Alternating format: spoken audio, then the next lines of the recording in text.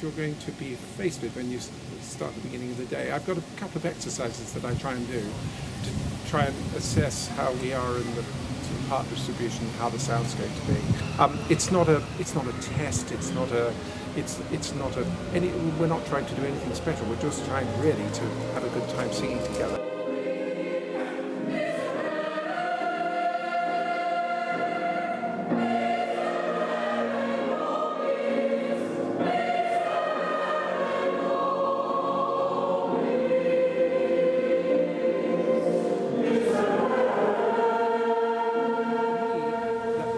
As a composer, that's part and parcel of why I do it, because I try and write music that I know that I feel that people might be able to sing and might want to be able to sing without being, feeling too intimidated by it or worried by the fact of singing. That's really important for me.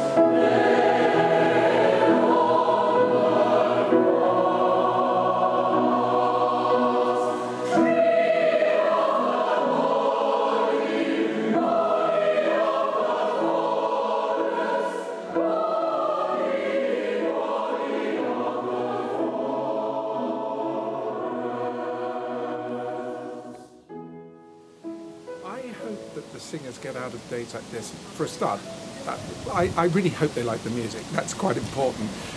It's important for me because a lot of it is music that I've written, so I really hope that they find that through the music they enjoy singing and they're not put in a position where singing becomes difficult or I like the process of trying to help people to feel singing and feel words and feel the importance of actually what you're trying to sing about. And I think nowadays that a lot of singers really focus on that, particularly amateur singers, and I like that. I like to try and engender that in the day.